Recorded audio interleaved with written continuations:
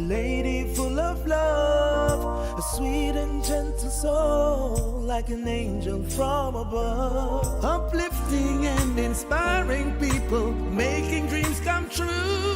A grateful nation says kudos to you. Doing good in your neighborhood, touching lives like you know you should. Doing good in your neighborhood each and every day. The Susan Show. My grandmother found out they were pregnant, so he's my grandfather and father. That's a lot to take in one sentence. I was also washing for him, cooking for him, carrying water. I was laying down on the bed and I felt him.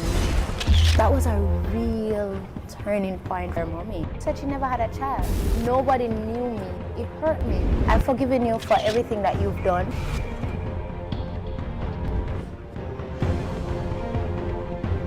Hi, I'm Susan and welcome to the show. Abuse in any of its forms is never welcomed. But Latesha Parkes has a story for you that you won't believe. She's only 24 and she's here to share with us today, hoping to inspire others like herself to a greater and fuller potential. How are you, Latesha? I'm doing good. That's great. Great. What did I say to you when I saw you this morning? That I shouldn't be here? That you shouldn't be this age. People this age don't go through so much. You're only what? 24. People don't go through that in a whole lifetime. And here you are, smiling, radiant, beautiful. But you are also here to share and inspire others, yes? Correct. Where do we start? We start right here. Right here. This beautiful look that you have now. How did you achieve that? What did you do? What did I do? Yes. Well, I didn't do anything out of the ordinary. I would say it's really grace. It's really just grace. Because, I mean, as you said, I've been through so much for my age. And a lot of people have said that before. So I think it's just grace and it's just the purpose that's on my life that allows me to be able to go through it and still be here today looking like this. And if you can tell this story now, what are you doing at 48? Signing autographs for all the celebrities over there, all over the world, and international global star, yada, yada, yada. And speaking to people all over the world. There you go. Speak it into being, girl. All right. So I was reading a bit here. Let's start at the beginning. I was born in Kingston, actually, at the Victoria Jubilee Hospital. However, my family, as I know it, is from Clarendon. And you said that to say what? As you know it. What does that mean? As I know it. I mean, as I know the story, we don't really have that bond, so there's not much to rely on. So I say as I know it, or as I was told. Right. Where's your mother? She's now deceased. Did you grow up with her? No. She had me at 14 years old. She was raped by her stepfather, who was then my grandmother's common-law husband. So she and her sister were raped. They both had children. She had a daughter. Her sister had a daughter. So I am her daughter. So you are both her stepfather's child, her child, and he's also your grandfather. Well, he'll be my, technically, right. So he's my grandfather and father. Right. That's a lot to take in one sentence. Right. So she and her sister lived with your grandmother. Right, which was their mother. And tell us about that situation, as you know it. Based on how I heard the story, my grandmother found out they were pregnant when she came back from market. So she was going to market. To this day, she's still going to the market. The man was there all along? So he and my grandmother was together. Yeah, for about how many years before the children got pregnant? You know, I'm not sure. That's a very contrary story because I'm assuming she might have been dating him and his brother because she had a child for his brother. But okay, all right, hold on. You're 2 minutes in and it gets more complicated? Let's go. She might have been dating him and his brother at the same time. Right. Or one right after the other, because at the time when my mother and her twin sister was living with them, she also had a younger son living there who was his brother's child. Right. But he was the man living with them at the time, so I'm assuming she was dating him at the time. And he moved in, so he's not... Right, because they were living together, so right. So your mother was 14 years old, and it was twins. So both of them were 14 years old. Right, she was 14 when she had me. Right. So I'm assuming she probably got pregnant at 13, somewhere thereabouts. So the abuse could have started from before. Could have started before, right. And it was happening with her twin sister as well. Correct. Both of them had children at the same time for the man? A few days apart. At the same month. So both children are the same age. Correct. Which is you. Correct. And my cousin's sister. Right. How do you say that? How do you say cousin sister? Well, I just say sister. I just cousin sister for two. Yeah, but I just don't bother to say cousin. I'm trying to take it in. I know cousin, it's a lot. sister, father, grandfather. Wow. Aunt and stepmother. It's a lot. Yeah, technically. You don't really try to describe this to everybody. No. Right? When you were in the situation and you heard this for the first time, when did it come to you that this was your reality? At what age were you? All right, so no one really sat me down and told me the story. I heard about it. There were times when, because I don't remember going to infant school, nobody ever mentioned it. Up to this day, I asked about it, and my grandma is unsure. My mom is deceased, so... You're in primary school? Probably in primary school, right? Yeah. Was about there. How was that revealed to you? I was attending Stacyville All Age at the time, which is in Clarendon. And, you know, when people see me, they tend to be like, oh, this is the twin's daughter. She look like her. And then people will say, oh, the twin that was. And you get a piece of it and a piece of it. Yes, so the whole village. No? Okay. Up to this day, they will see me and they will be like, oh, the twin daughter. And then now they say, oh, her mother did die. And, you know, so you have to deal with every time you encounter them. I actually saw a document by my mother. I'm not even sure up to this day she knew that I saw it. She was writing and I read, I think I read about 2 pages. It was actually printed. Right. So I read. Outlined certain things? Right. Like what? Like the situation that she went through. I don't remember everything in detail, but it outlined the situation that she went through. And that is how I knew, you know, they were actually raped. Yes. And later in life, it came out that, you know, that was really the situation because when I went into high school, because I never grew up with my mother throughout primary school, it was mostly like she would bring stuff, but I was all over the place. Yes. And, you know, even as a child, you'd realize that somebody's trying to avoid some things. And then I realized it more when I got to high school, and then I went to live with her, and I realized it was very difficult for her to deal with me. And just seeing me, she got so angry and she would beat me. It was just... Your mom? Yeah, it was bad. And, you know, that's how you learn more of the story, and it starts to reveal, and you realize, you know, she can't deal with seeing me. So it's not a scenario that was made up. It's just the real thing. Yeah. So what about your cousin/sister? Is that the same thing for her, coming to the realization and all of that? Have you spoken to her about this? I don't know what's her take on it. I would be honest, I tend to say it. She had the better version of the life. Okay. Because, you know, she was stable as a child. I was here, there, and everywhere. She had not her biological mother living with, but she had a family. Right. I didn't have that. I was just bouncing. Next. And it was one of those nights that I was laying down on the bed and I felt him, you know, touching against me. She'll give love. She's got so much love. Good in the neighborhood, touching life. Author and motivational speaker Latesha Parkes is sharing her story. She says she doesn't remember much about her life before primary school. You said you're bouncing, so tell me what happened with your life. I was at different places, from Clarendon to St. Catherine. It was just here, there, and everywhere. And these were family members that you were staying with? Sometimes. Yes. I believe like probably every 2-3 years, sometime one, that I just move and I I never can understand it. I'm like, I was not a problematic child, so what was really the issue? Why am I just constantly moving?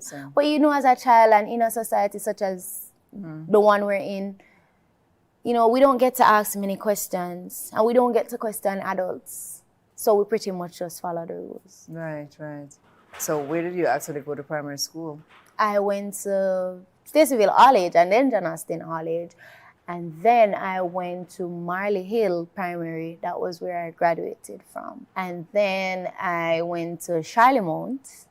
When I went to Charlemont and I was living with my mom in grade 7, so probably about 11, 12 thereabouts. That was my first real remembrance of actually living with her. So at first when I went there, you know, I was determined, you know, do I say mommy or do I call her by her name?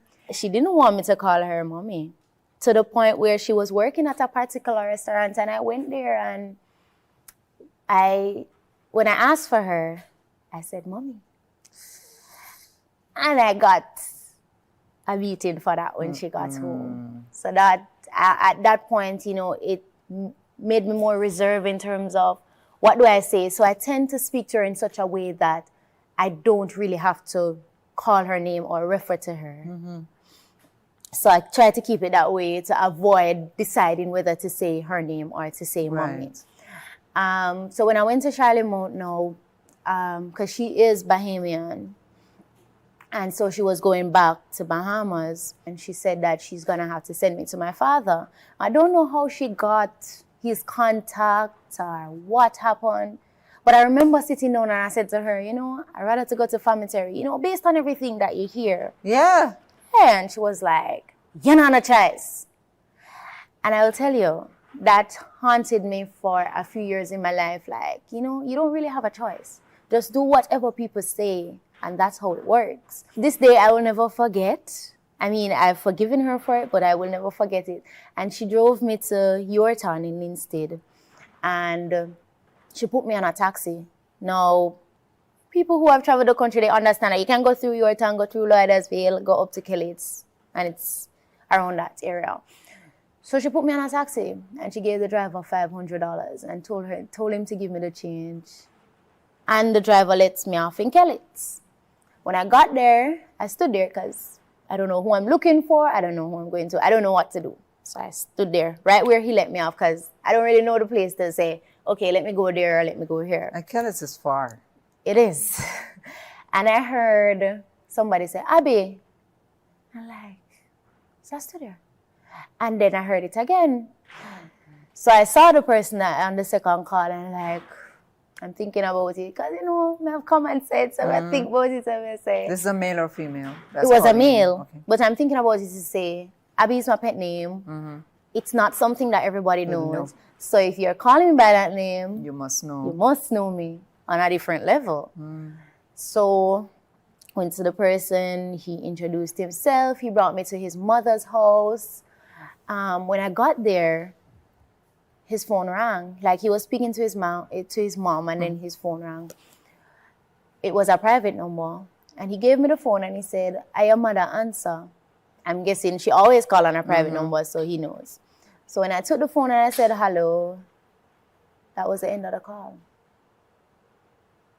And I just wanted to know that you were with him. That you were, right.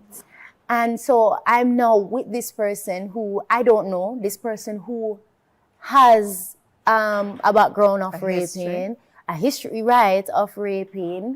Weren't you 14 years old? 13, 14 by that time, because I probably almost completed a year at Charlemont. Didn't it occur to your mother? She was 14. She's sending you back with this man. I don't know. I don't know what really occurred to her. Remember, she said I had no choice. So I guess. And she needs to go about her business. She needs to go. And that's the only possibility right now. At that time, she had her son. You know, funny enough, I think I made mention of her bringing him everywhere. And she was like, I'm my child, we can bring him anywhere. Like, who am I? And you will understand who am I later, because I never understand who I was until she died. And so when I went to live with him now, after she made the call and everything, we were there. Now, what I realize in life is that people put on a face and they keep on the face for as long as it takes to get you where they want to get you, and then they make their move, because he was this good person and I'm thinking, okay, maybe he really changed. You know, okay, let's say it was a mistake. Because you knew the full story by this. By then, right. But how were you able to be there? What did you do to shut down that side of you? The thing about it is I had to be there.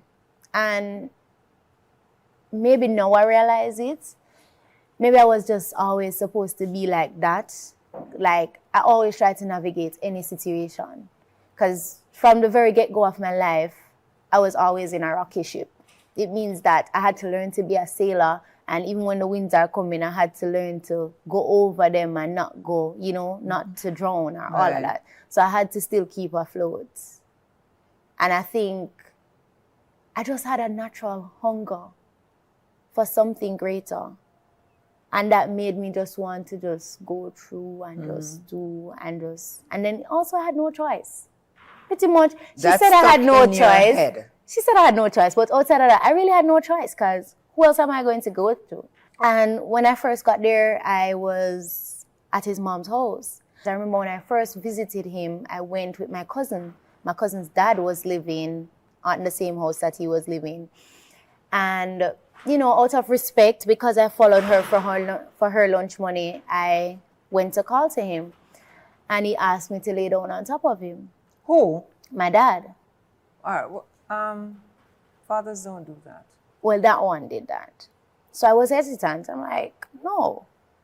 And he's like, you know, so when you come down here, you must stay with me. I'm like, no, I didn't know. So anyways, you can see that he was upset, and my cousin and I left. He came up there one day and then he caused an argument. But now I realized this was all leading to what he wanted to do. He caused an argument and then he moved me to his brother, which was in the same community but like down the road. And then some months later, he came to his brother and he caused another argument. And then he moved me from there to his hut. Now, he was a farmer. So, you know, farmers usually have a hut so they can shelter from the rain. So your grandmother said nothing at this point? I mean... I don't know if anything was said after I left, behind my back, outside of my sight, but nothing was said in front of me. As a little girl going with the father or not. And she would have known the story. And I think they're afraid of him too, you know. Oh. Yes. So he brought me to his hut, which was on his farm. In the same community, but his farm. On the farm, you know, hut where you rest like your tools and you shelter from the rain. And he lived there too. And he was living there. And he had his bed in there, and that was where we were living. And it was one of those nights that I was laying down on the bed and I felt him, you know, touching against me. And I'm coming off towards the end of the bed. And when I got to the end, like, you know, if I move one more time, I'm going to fall off. I got up and I stood up and he got upset. And that was where everything changed. Coming up. We moved from the structure and we were living in a chicken coop. Huh? She'll give love. She's got so much love. Latesha Parkes is sharing her painful story of abuse, and she now describes the most dreadful moment in her life. And it was one of those nights that I was laying down on the bed and I felt him, you know, touching against me. And I'm coming off towards the end of the bed. I got up and I stood up and he got upset. And that was where everything changed. At that point, he started by rubbing his genitals between my thighs. We were at the hut for a few months and then we left from the hut and we went to a structure. The roof was leaking, there was no windows, barely any doors. And when we moved there was when he actually started to have sexual intercourse with me. And I remember one Saturday his sister came by and I was sitting at the back door and he said to her, he was talking to her, I don't remember the exact conversation, but within the conversation he said, you have to start do everything now, you know. And I had a puzzled look on my face. And I figured he realize what I was saying based on what was happening, because when his sister left, he turned to me and he said, yes, everything, all that way I think too. And so at that point, I was forced to grow way beyond my age, because not only was he having sexual intercourse with me, but I was also washing for him, cooking for him, carrying water, cleaning, everything. You were his lady. And he said to me, in order for you to go to school, me have to go stop by sex so you can get the money, so you have to go give me. And at that point, it was like, no, I am the prostitute. So how long did this go on for? For a year. Did you tell anyone? Not before I actually came out with it. For the mere fact that I was very afraid of him. And you know, in Jamaica we say, "Me see Peeny Wally," when he box me, see Peeny Wally. When he beat me, so hold on there a little. When did that start? The abuse, physical abuse? Yes. Right throughout the sexual abuse. It started with it. So that's how he got control of you. Right, because from the very moment I would fight back from him wanting to have sex with me, it all started there. And so even outside of him trying to do that, he still does it. Because like something as simple as going to the shop. If I go to the shop and I see 3 people, I have to get through before those 3 people. Because he's waiting on you. Because he's waiting back. on me. And if I take too long, then I'm still going to get a beating. I remember coming from the shop and there was a male and a female behind me. And he said I was walking with the male even when the male and the female passed him. And gone. And as soon as they passed, because he was standing at the gate, as soon as they passed, he beat me. What about school? Yeah, school was happening. And You didn't I think my parents sensed that something was wrong, but they didn't know, because there were days when I was washing my hair in the bathroom. He creamed my hair when I got there, so at some point the cream was growing out. And I remember somebody had to cream my hair in the bathroom as well. Was it last year or probably the year before? Somebody was telling me that there was one day I came to school and there was chicken feathers in my hair. And she was troubling me about it. And I'm like, what did I say? And she said, you never said nothing. You just sat there. Blank. Because at that point, which was referring to, we moved from the structure and we were living in a chicken coop. Huh? I assume somebody told my guidance counselor. Some days were hard at school, but school was like that place of safety. It was really like that place of refuge. You didn't want to go and home. I felt at ease when I was there. You know, the moment I realized it's getting closer to the ending of school, then the trauma starts to really confront me, and it's like there's this demon I know I have to face at some point. And you know, I used to spend my lunch times in the library just reading, you know, because sometimes, you know, when you don't have lunch and stuff like that, you don't want to let everybody know. And so I put on a face. And I remember one day, I don't know who said to my guidance counselor, you know, something like that might be happening. And she brought me to Sissoko. Thank you, Lord. But when they asked me if it was happening, I said no. I didn't know, out of fear, I didn't know that, you know, they wouldn't send me back home. So I'm thinking of the consequences that's going to come after. And so I said no. And they asked me multiple times and I still said no. And I remember she brought me home the evening. And, you know, she made an excuse. She said to him that she was assisting me with homework because he was at the gate. Because I tell you, school finished, I don't remember what time school finished at that time, but just an example, school finished 4 o'clock and you have to be there in 30 minutes. Yeah. No matter what happened, no matter how much bus full, you have to be there. It came to a point where he had a designated taxi for me. And so when we got there and she said that, you know, he said okay, and it made it seem like everything was okay. And as soon as she left, he beat me. Bad, bad, bad. So were you able to go to school the next day? Yes, I went to school. I'm going to school through all of this. Some days it really hurts, but I'm at school just the same, because I don't think I was more happy to be at a place in my life than school at that point, because it was an escape. Fast forward to when we moved to the chicken coop, and the day when I actually reported it was one day when I was in the bathroom. It was an outside bathroom and I was bathing, and he came and he called me and he was upset because he was saying I was using the phone. I'm like, no, I'm not using the phone, I'm in the bathroom. But the way it is set up, if you have an outside bathroom, if you're talking to somebody and they're in the bathroom, you can hear where the sound is coming from. Right. So I'm assuming it was all about something else. I don't know what it was. But when I got out the bathroom, there was a piece of bamboo and he split it in two. And he beat me blue. When you look at my skin, the bamboos were just in it. It was bad. I could barely sit that day. You know, when I went to school, I think that was when my cup really overflowed. Like, okay, if I have to die, then I have to die, but somebody has to know because I can't anymore.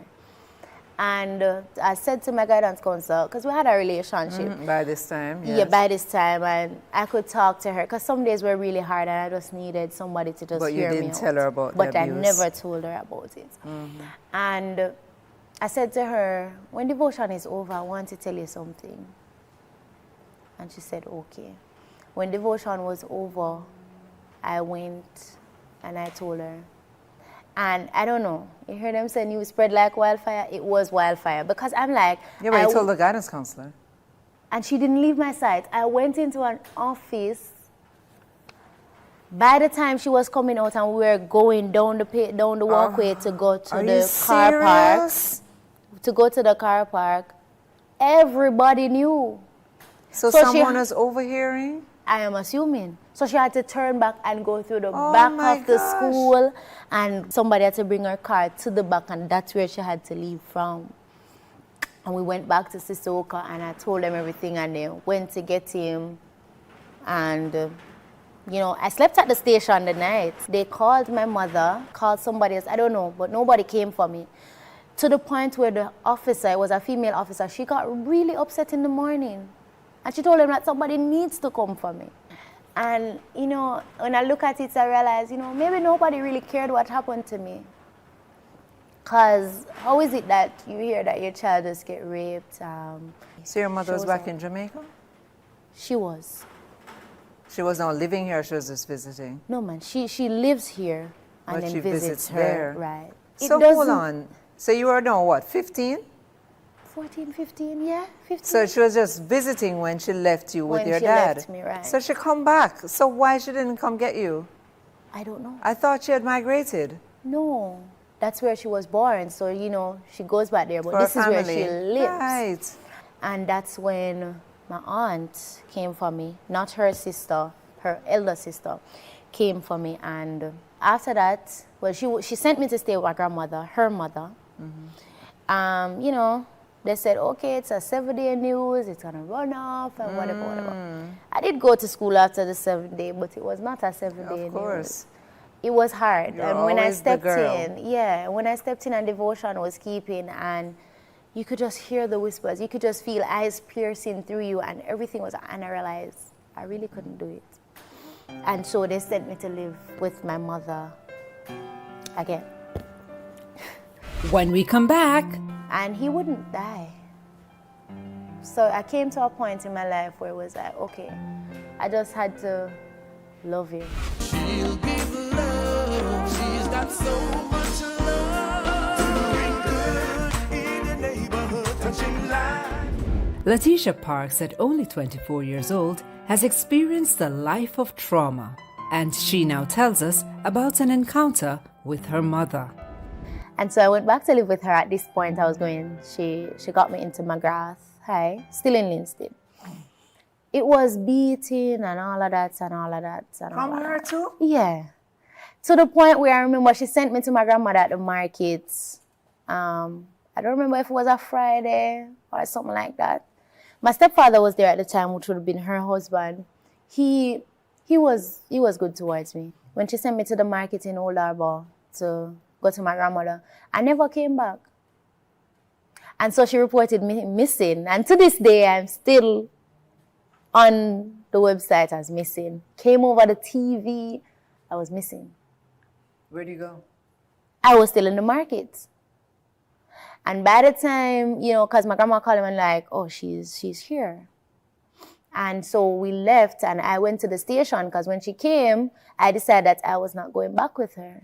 But she was beating me and it was Uncalled for. Yeah, and it was really like, and then when she beat me, it was like years out of beating, and I've not even known you years of my life. Yeah. She would lock the door and she would just beat me. He was there? You know, all right, she's like this, stubborn. She's set in her ways, and if she determined that, so most times she'll do it when he's not there. I remember one day he wasn't there and she shut the door and she beat me, go and she beat me, come and she beat me and she beat me. And I went to the station and they decided based on everything that they would not send me there. So I went to live with my sister, my aunt's daughter, and the persons that she was living with. This is the same sister? Right. Your cousin's sister? Right. That you went to, okay. So I went to live with her and the persons that she was living with, and most of the days it was pretty much like me sending myself to school. At that time, it was $20 for the JUTC bus, so I'd pay my $20. So where do you get money from? I was selling in the market, and then my grandma would give me some money, and she bought me my first bag of onion. So on Saturdays, I would go down to the markets, and I'd walk up and down my onion and sell them. Sometimes I see people I know, and sometimes I try to hide. Schoolmates, like teachers. Right. But I would sell my onions, and that's how I got money. So I would pay my $20 on the JTC to Spanish Town. I had an agriculture teacher, Mr. Lindsay, and he and his wife, they were living in Spanish Town. So he would come to the JUTC bus park and pick me up. And that's pretty much how it went. For the rest of high school? For the rest of high school. After high school, I guess I was searching for something that I didn't have all my life. And I felt like I deserved, which would have been love. I ended up with somebody who didn't love me. But, you know, they made it seem that way. And then they later used everything that I went through to cushion how they treat me and how they deal with me. And so that person was abusive as well. Yes. And he would kick me down the stairs even when I got pregnant with my son. I remember one day from that, I drank, I don't even know how they measure rum, but it was like one of those big bottles. The quart bottle? Is that the quart bottle? Liter. Right. Liter, yes. And I turned it to my head. I was pregnant with my son, probably about 6-7 months. And I turned it to my head. And, you know, I was like, I'm tired and this is it. I don't think I have any more hope at that point. There was no more fighting. You know, I felt like the hunger that I had was gradually just depleting over time with everybody being like this.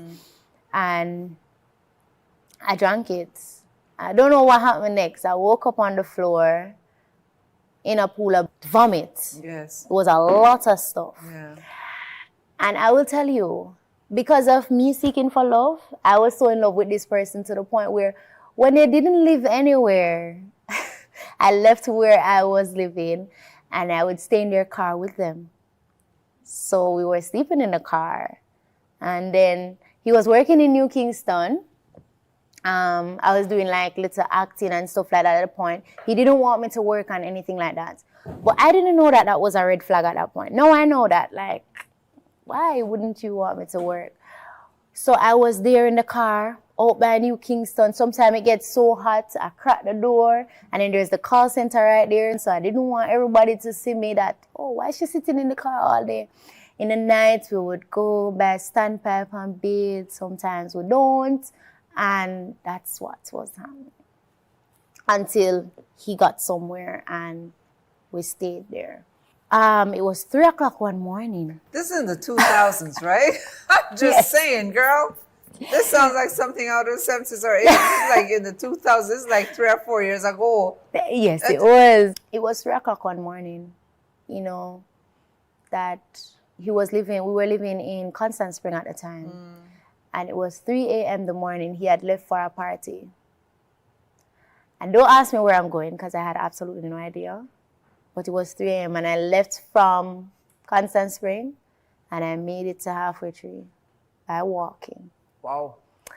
And I walked and I went and I sat right across from NTB where the digital stalls are. And there was this lady and she called me and she said, come and sit around here, so. But you couldn't see that I was pregnant because I was just looking like You're this. little. Yeah. You're little. Right. And I sat there until in the morning and I found somewhere to go that day. I was like, you know, Escape. All of this, the love that you have, like, stop being a yammed, you need to move on, you know. And that was a point where love never led me back home. It was like, this is a goal, you need to go. In between that, I tried to kill my son, you know, do the whole rusty nail, the whole thing. I was like, you know, I can't do this. I am 18 going on 19, like, why?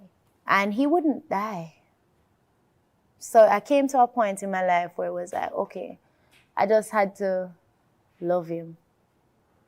So about the last part of my pregnancy, you know, I started to be more receptive of him. So I tried to accept him. Well, he would love you back. Well, you never knew that at the time. No, I never knew that. And then he was born. And then he was born. We were homeless, clothesless, everything. Wow. And I will tell you this. I used to go to KPH, well, VJH a lot. Not because there was a lot of stuff happening, but because it was my way of getting food. So I'd be on the ward, and I tell you, even when they want to discharge me, I'm not ready to leave. I need to find another reason to be sick. Because I need food, and I need to eat, and I need to survive, and that was it. To the point where I knew what would be served every night. You knew the menu, the whole menu, right? For the whole week. And when I gave birth, I met a young lady in the hospital, and she was the one who put me up. Probably a month or two before I gave birth. So when I gave birth, that was where I went, because I didn't have anywhere to go. And I met her in the hospital. She don't know me from anywhere, but she assisted me. I never had clothes or anything for him, nothing like that. And there was another young lady who, she gave me some of her baby clothes to the point where he had both girl and boy, just whatever he got. There are many days I couldn't even eat. You got a job eventually? I got a job eventually. It was at Children First, Bashibos. So, you know, it's kind of a relaxed space. Yes. Right. So I would bring him, and then one of my coworkers, she was like, oh, you know, my mom is home, and I could ask her to keep her. And then she asked her, and she was like, yes. And so they kept him. During that point, I rented my first house. So that was a good point for me. So by this time you had achieved sexes and all of that? Yeah, I got my sexy at school, you know. Right. So I got my subjects, everything. Right when I left school, I actually started Excelsior Community College. I completed 1 year, but I couldn't go through the rest of it. It was an associate, so it would have been 2 years. Right. And then when I asked my mom for help, I was doing performing arts. She's not going to assist because people who go into that, they have to have sex with people and sell themselves. And so she wanted me to be a teacher. I didn't want to be a teacher. Next, I got a text. It just read, I'll be your mother dead. And I broke down right there. She'll give love. She's got so much love. Latesha Parkes shared an estranged relationship with her mother. She now describes another meeting. Tell me about your mom's passing. My mom passed in 2017. And I will tell you this, she passed the October. The May 2017 was the first time in my life I gave her a gift and I actually hugged her. The first time in all my life. And I remember it was 9 o'clock at night or 8 o'clock after 8 that I reached the house. And I was determined that I had to go there. But I didn't know what was going to happen later in life. But there was just something in me that just made me want to go there. And I remember it was a perfume set and I gave it to her and she hugged me and we talked. And my brother was there and that's my little brother that she had. You know, he said, when me I gonna say again? And I said, I don't know, I could come back, man. And I promised him I would. But I never did. And the September following the May was my birthday. Was it my 20th or 21st? One of the other. And I went to a hotel. And I had the time of my life. Yeah. Dance, party, everything. And that was the 10th of September. The 21st of October, I was at work. I was at a call center. And I got a call.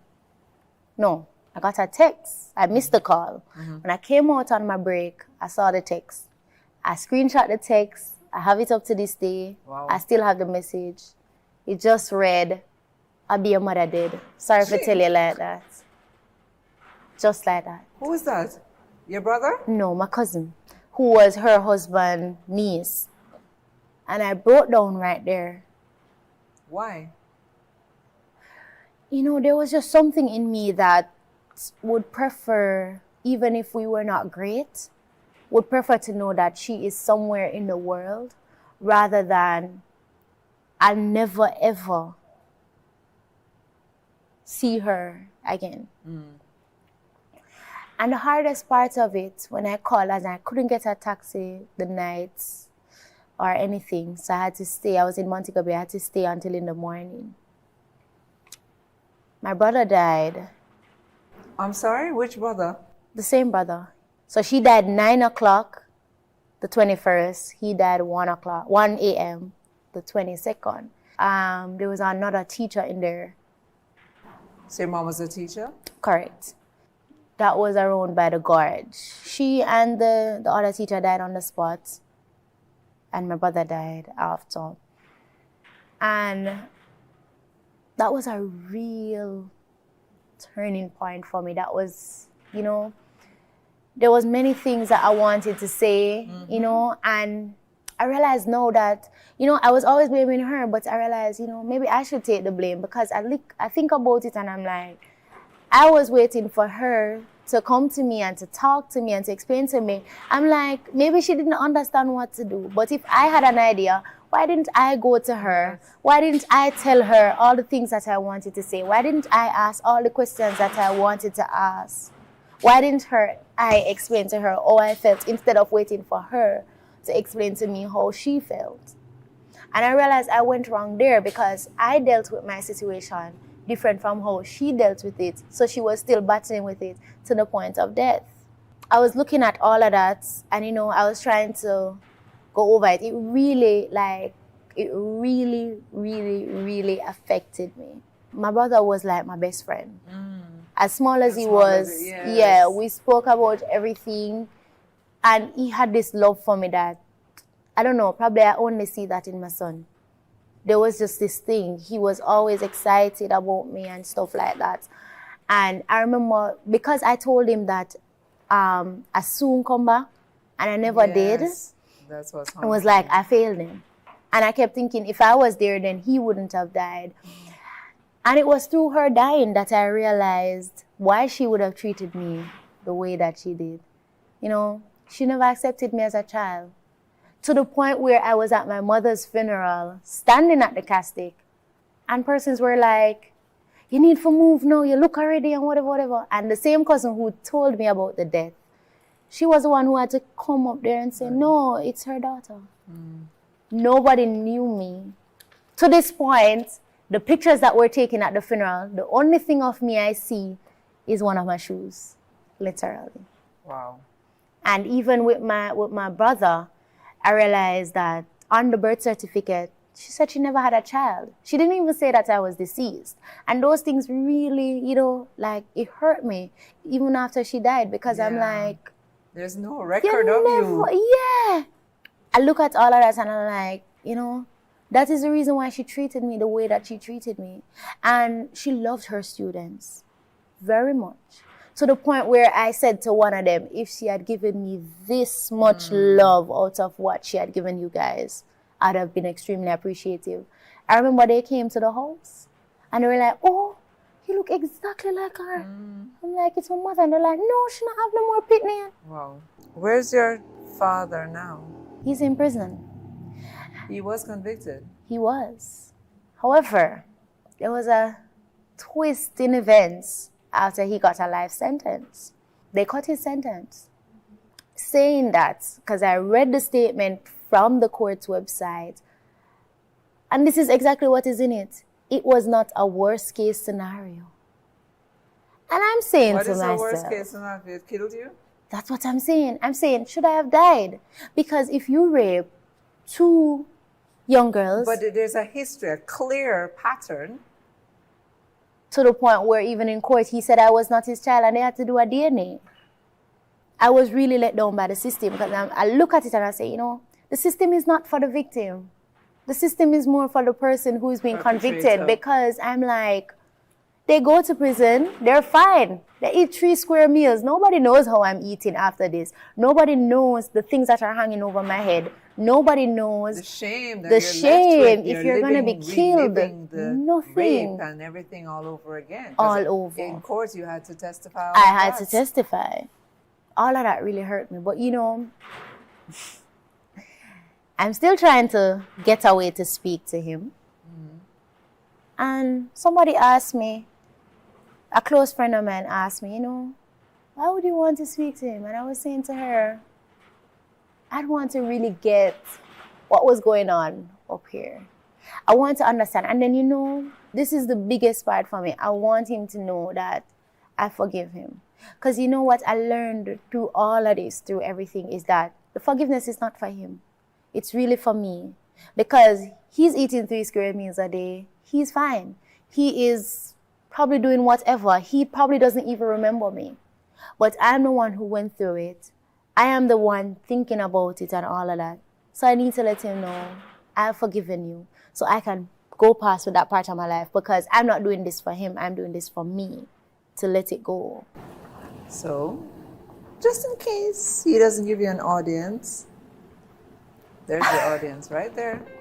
He'll find a way to watch it. Somebody will tell him, you have that opportunity right now. Just go ahead and do that. Well, Mr. Rick, I want you to know that I've forgiven you for everything that you've done, not only to me, to my mother, to my entire family. And I don't know what was going through your head at the time. I won't try to formulate things in my mind, because if I think about it, what was going through your head, I might come to many conclusions. So I'm not going to do that. What I want you to know is that I've forgiven you. I hope that you will make a change in your life. I hope that you will view things from a different perspective. And I hope that instead of afflicting people, you will help them.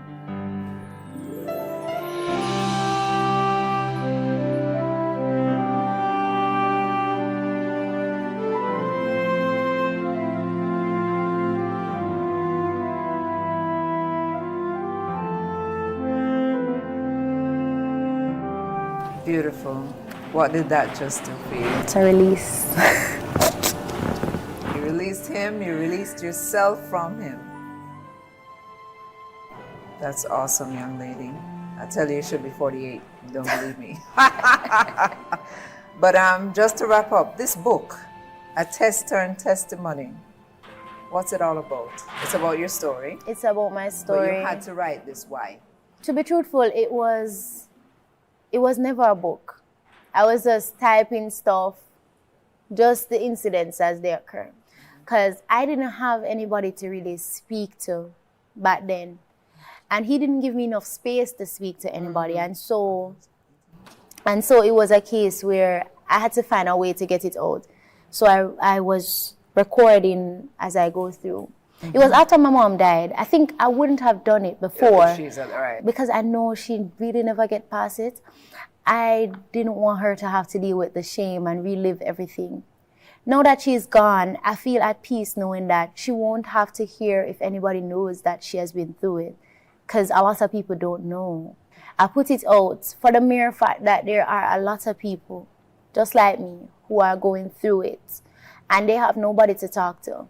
And I've seen where it has given people a lot of courage. Some of my very schoolmates said that they have went through the same. I've helped somebody else to write her book, who she and I are family and I didn't know, but she was also raped by her uncle. A gentleman was also raped, and I'm like, people are telling me this because they understand that they are not alone. And that was the real purpose of the book, to allow somebody to, realize that these things happen, but you are never alone, and there is somebody else going through it, and they have made it through, or they are still making it through, and you can still make it through as well. So that was the real aim, to just inspire and to help somebody to aspire to be great despite whatever. And in it, you have stuff like be prepared to go all the way, put yourself first, do not lie to yourself ever. You have left little nuggets for persons because you lived in fear and under the control of this man. Yes. But there is help out there. Right. You went to Sissoko. There are other child protection agencies. There's the Office of the Children's Advocate that anybody under 18 years old can go to for help, and they will remove you from the situation because that was your fear. You thought you had to go back to this. You called him and described him a monster. Yes. At the time, because that's what he seemed to you as a child. And I am so sorry that you had to go through all of this. But I'm so happy that you were able to turn it into a story for others to be inspired and to gain their fullest potential, because I know you're not stopping here, sweethearts. As I said, international speaker. I mean, I have to join the line to get to you at some point, buy tickets to come to your motivational speeches and stuff like that. I declare and decree it on you, my love, and I pray for you. Yes. You are one of God's children, and we hope the very best for you. Thank you. In Jesus' name. Amen. Amen. Amen. Thank you for coming. You're most welcome. Thank you for having me. Remember to keep doing good in your neighborhood.